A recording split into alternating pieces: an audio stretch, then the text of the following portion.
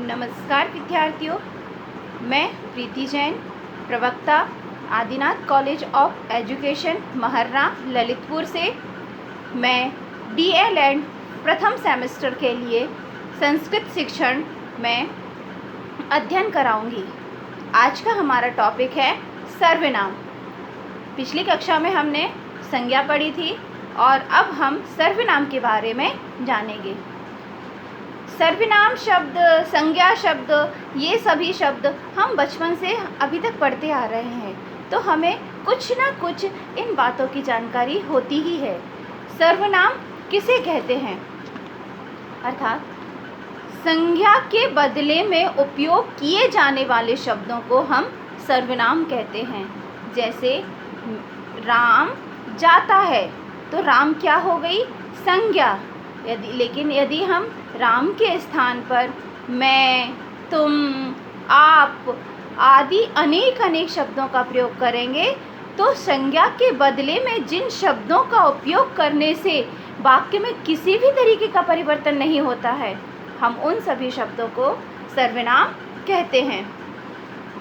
जैसे कि सर्व का अर्थ होता है सभी और नाम का अर्थ होता है संज्ञा। तो सभी के नाम के स्थान पर सर्व मतलब दोनों में परस्पर कहीं ना कहीं एकता अवश्य है, जो सर्वनाम कहलाने लगती है। अर्थात संज्ञा के बदले में जिन शब्दों का प्रयोग किया जाता है उन्हें हम सर्वनाम कहते हैं। जैसे कि अहम विद्यालयम गच्छामि, मैं विद्यालय जाता हूँ। अहम विद्यालयम गच्छामि, मैं विद्यालय जाता हूँ। आवाम विद्यालयम गच्छावः, हम दोनों विद्यालय जाते हैं। यदि हम अहम की जगह राम, श्याम, सीता, गीता इन शब्दों का प्रयोग करें, तभी भी यह वाक्य एक जैसे ही होंगे, लेकिन हम अपना नाम नहीं ले सकते, क्योंकि वह सार्थक नहीं लगेगा, वह वाक्य कुछ अधूरा सा लगेगा। इसीलिए कई जगहों पर नाम की जगह हम कुछ ऐसे शब्दों का प्रयोग करते हैं जिसमें वह वाक्य पूर्ण लगने लगे। ऐसे ही उन शब्दों को हम सर्वनाम शब्द कहते हैं। सर्वनाम के भेद।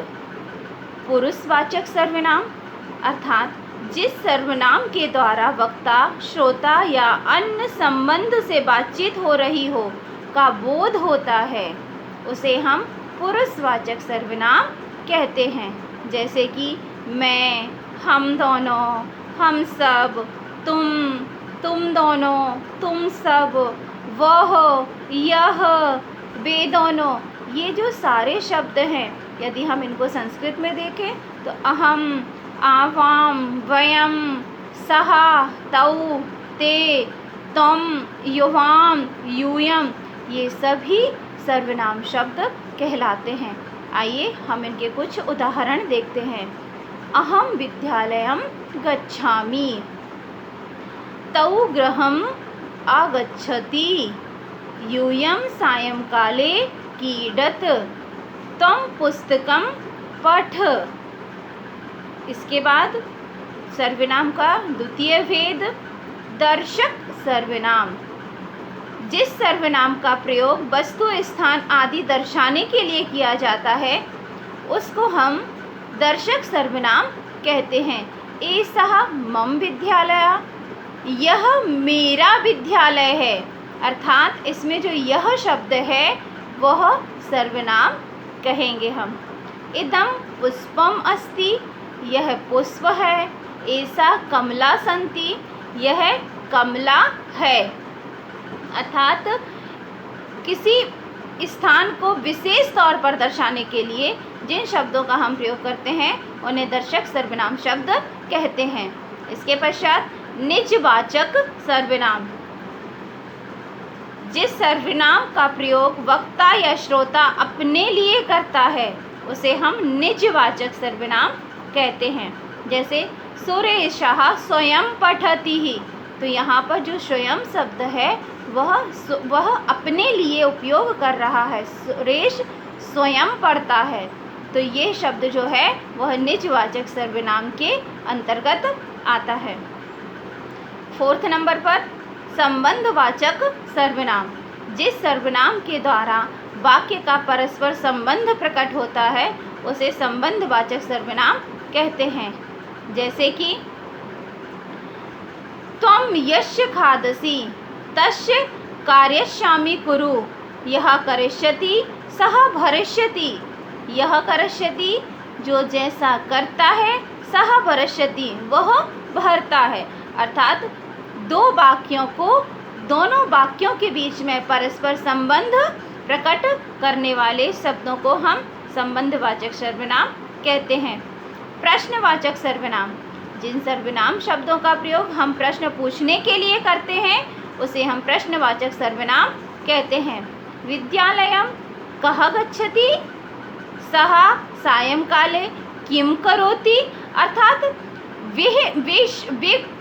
वे शब्द जिनके माध्यम से, जिनके बोलने से हमें एक उत्तर की प्राप्ति हो या हमें उत्तर की उम्मीद हो, उन शब्दों को हम प्रश्नवाचक सर्वनाम कहते हैं। निश्चयवाचक सर्वनाम। अगला है निश्चयवाचक सर्वनाम और इसके पश्चात आता है अनिश्चयवाचक सर्वनाम। अर्थात जिन सर्वनाम के द्वारा किसी निश्चित वस्तु या व्यक्ति की ओर संकेत नहीं होता है उसे अनिश्चयवाचक सर्वनाम कहते हैं, और जिसके द्वारा किसी वस्तु व्यक्ति की ओर संकेत होता है उसे हम निश्चयवाचक सर्वनाम कहते हैं। निश्चित ही वाक्य आ जाता है तो निश्चयवाचक, और अनिश्चय शब्द आ जाता है तो ये अनिश्चयवाचक सर्वनाम कहा जाता है। एग्जाम्पल देखेंगे। अयं मम विद्यालयः।